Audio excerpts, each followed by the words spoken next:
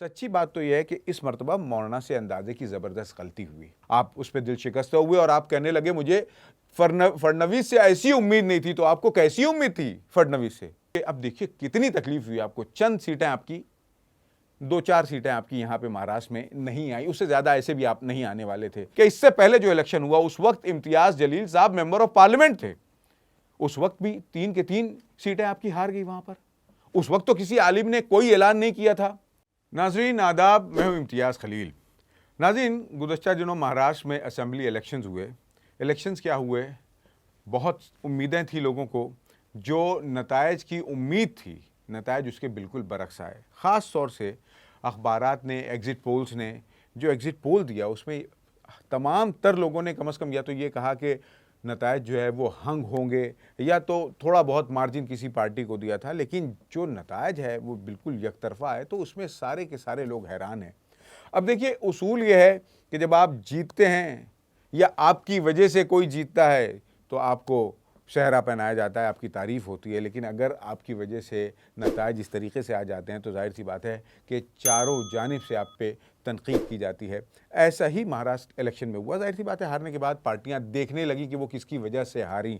तो जो सबसे पहला नाम आया जिनके खिलाफ सबसे पहले तनकीद होने लगी, वो मौलाना सज्जाद नोमानी साहब का नाम है। और चूँकि मौलाना सज्जाद नोमानी साहब ने पार्लियामेंट इलेक्शन में जब अपील की थी और बहुत मेहनत की थी, कोशिश ये की थी कि सेकुलर फोर्सेस जो है उनको वोट मिले, और चूँकि नतायज महाराष्ट्र स्टेट में बहुत हौसला अफजार है, इसलिए बहुत लोगों ने तारीफ़ की और कुछ ज़्यादा ही आपकी तारीफ़ हुई।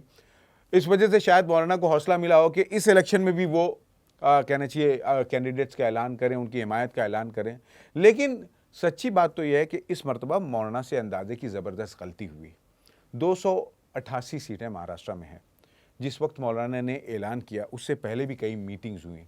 मुझे बहुत अच्छे से याद है कि मुंबई में कुछ दानिश्वर जमा हुए थे और किसी और मौजू पे गुफ्तगू हो रही थी, लेकिन उसमें जब ये बात हुई कि कहना चाहिए इलेक्शंस आ रहे हैं, इसमें हमें जो सेक्युलर उम्मीदवार हैं उनको उनकी हिमायत करनी चाहिए, तो वहाँ पे बेशतर लोगों ने यही बात की कि वक्त बहुत कम है, अब तक पार्टियों का पैक्ट ठीक से होने नहीं पाया, अब तक समझ में नहीं आ रहा है किसको टिकट मिल रहा है किसको नहीं मिल रहा है। तो इतने कम वक्त में अगर हम किसी की हिमायत का ऐलान करते हैं तो ये समझ लीजिए कि ये किसी तौर पे ये बेहतर नहीं हो सकता है, यहाँ पे हमारी खामोशी ज़्यादा बेहतर होगी। लेकिन हुआ ये कि मौलाना ने ऐलान कर दिया हिमायत का, बाकायदा उन्होंने लिस्ट जारी की और 288 जो सीटें हैं उनमें से 260 के करीब सीटों पे इन्होंने कैंडिडेट्स का बाकायदा ऐलान किया कि इसकी हिमायत होनी चाहिए। तो देखिए, हुआ ये कि मौलाना ने जिस वक्त ऐलान किया उससे एक हफ्ता पहले, ये समझ लें कि नवंबर के पहले हफ्ते में उलमा बोर्ड का एक लेटर जो है वो लीक हुआ, पब्लिक में, मीडिया में आया, जिसमें यह कि उलमा बोर्ड ने MVA के सामने 17 शराइत के साथ, अगर वो 17 शराइत मंजूर होती हैं तो उन्होंने हिमायत देने का ऐलान किया था। इस बात को लेकर के 8 नवंबर से ही तमाम तर मीडिया चैनल्स पे उसके खिलाफ बात होनी शुरू हुई कि ये एक वोट जिहाद की बात हो रही है। फिर ये समझ लें कि 10 नवंबर से तो बाकायदा जो बीजेपी का IT सेल है उसने उसके खिलाफ जो है कहना चाहिए महाज़ाराई शुरू की और उन्होंने कैंपेन बना दिया कि किस तरीके से वोट जिहाद की बात हो रही है। 10 नवंबर की बात हम कर रहे हैं कि वो एक्टिव हुए और 13 नवंबर को आप बाकायदा प्रेस कॉन्फ्रेंस लेकर के बताते हैं कि इतने उम्मीदवारों को आपको हिमायत देनी है। अब आप बताइए कि जब माहौल उलमा के ताल्लुक से इतना शदीद बन चुका था, उसमें आपका इस तरीके से प्रेस कॉन्फ्रेंस लेकर के ऐलान करना समझ में नहीं आता। अच्छा, 288 सीटों में से 260 सीटें, आप बताइए कि आपका रिसर्च कितना हुआ था। हम जानते हैं, हमें मालूम हुआ है कि जो निजी मीटिंग्स हुई उसमें भी लोगों ने आपसे बाज रहने की बात की। आपके ताल्लुक से ये कहा गया कि चूंकि हमारा सर्वे ठीक से नहीं हो पाया, हम चूंकि सब तक पहुंच नहीं सकते, तमाम कॉन्स्टिट्यूंसीज तक पहुंच नहीं सकते, इसीलिए हमें एहतियात करना चाहिए, इस मरतबा हमको पीछे हटना चाहिए। लेकिन आप नहीं माने। बहुत मुमकिन है कि आपने पहले ही तय कर लिया हो कि मुझे कहना चाहिए हिमायत का ऐलान करना ही है, या इस कहना चाहिए इलेक्शन में भी मुझे अमली तौर पे शरीक होना है, इसलिए आपने वो ऐलान कर दिया। जबकि उलमा बोर्ड का रिएक्शन हम देख चुके थे। यही हुआ कि आपकी प्रेस कॉन्फ्रेंस के बाद बात आने लगी कि फतवा जीतेगा या भगवा जीतेगा। आप उस पर दिल शिकस्त हुए और आप कहने लगे मुझे फडणवीस से ऐसी उम्मीद नहीं थी, तो आपको कैसी उम्मीद थी फडणवीस से? आपकी बात आई और फिर ये कि उसके नतायज आप देख रहे हैं कि किस तरीके से आए। और मैं ये भी नहीं कहता कि सिर्फ आपके कहने से ये हुआ, क्योंकि और भी बहुत सारे अवामिल हो सकते हैं उसके लिए। यहाँ पे कहना चाहिए बीजेपी ने अपने कामों के हवाले से भी बहुत सारी बात की, लेकिन ये कि जब आप इस तरीके से अलल ऐलान मुत्तहिद करने जाते हैं सेक्युलर वोट की बुनियाद पे मुसलमानों को या सेक्युलर लोगों को, तो आप या सेक्युलर लोग शायद उतने मुत्तहिद नहीं होते जितना कम्युनल फोर्सेज मुत्तहिद हो जाती हैं, और ये आज पहली मर्तबा नहीं हुआ, इससे पहले भी होता रहा है। तो हमें तो लगता है कि इस मामले में आपको एहतियात करनी चाहिए थी, खास तौर से इस मर्तबा जब आपकी तैयारी नहीं थी। हम किसी की इंटेंशन के ताल्लुक से नहीं कह सकते कि किसी की मंशा क्या थी, अच्छी थी, बुरी थी, लेकिन यह कि जब नतायज बुरे आते हैं तो लाजमन जो है वो तनकीद होती है। अब तनकीद करने वाला कौन? हम देखते हैं कि भाई साहब इस मरतबा तनकीद करने के लिए हमारे बैरिस्टर असदुद्दीन ओवैसी जो है वो जलसे में कहते हैं, कैसे कैसे जुमले कहते हैं उलमाए किराम को, हाँ, आपको घर से निकलने नहीं देंगे।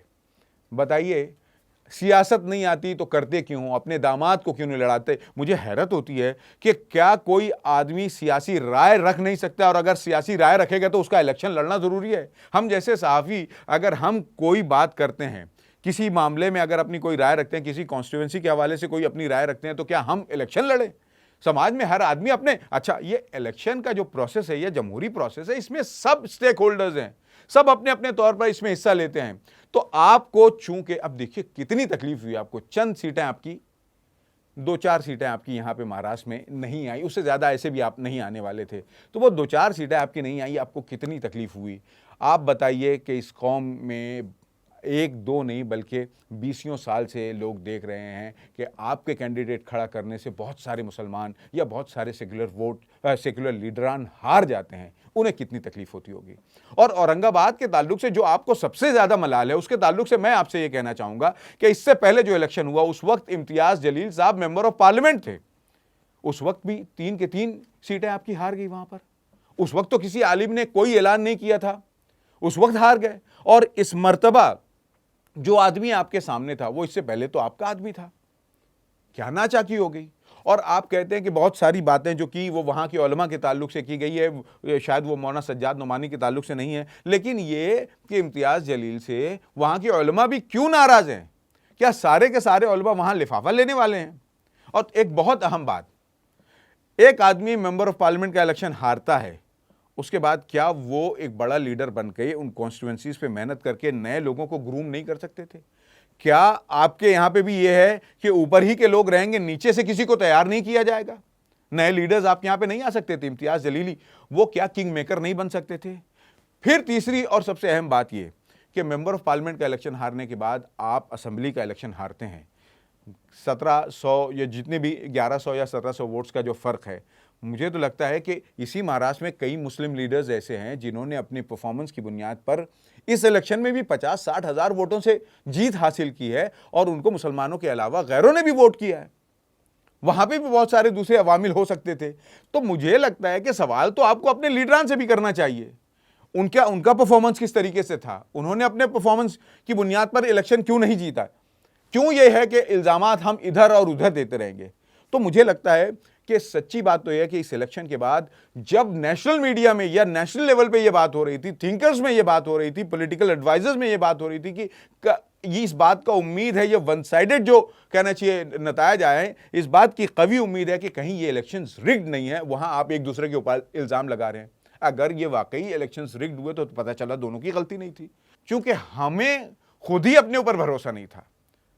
नेशनल लेवल पे ये बहस हो रही थी कि इलेक्शन के नतायज बहुत खतरनाक थे। तो हमें लगता है कि इस हवाले से मौलाना सज्जाद नोमानी साहब को भी एहतियात करना चाहिए था, लेकिन ये कि जिस अंदाज में बैरिस्टर असदुद्दीन ओवैसी बात कर रहे हैं, तो ये समझ लीजिए कि उलमा के हवाले से इस अंदाज में बात करना कतई मुनासिब नहीं है। उलमा क्या, किसी भी कहना चाहिए शख्स के ताल्लुक से अगर आप किसी वजह से किसी अवामिल से आपके कुछ अवामिल से आपको लगता है कि आपकी शिकस्त हुई है, तो इस तरीके से स्टेज से उनको जलील करना और एक आलिम की जीत को सेलिब्रेट करते हुए दूसरे उलमा की तहकीर करना, ये तो किसी तौर पे मुनासिब नहीं है। हमें लगता है कि अगर हम वाकई सीरियस हैं कि इस मुल्क में सेकुलर महाज, सेकुलर लोग मजबूत हों, जीते हैं, तो उसके लिए बहुत ज़रूरी है कि हमें जज्बात से काम नहीं लेना है, हमें काम लेना है स्ट्रेटजी से, और हमारे यहाँ उसी की बहुत कमी है।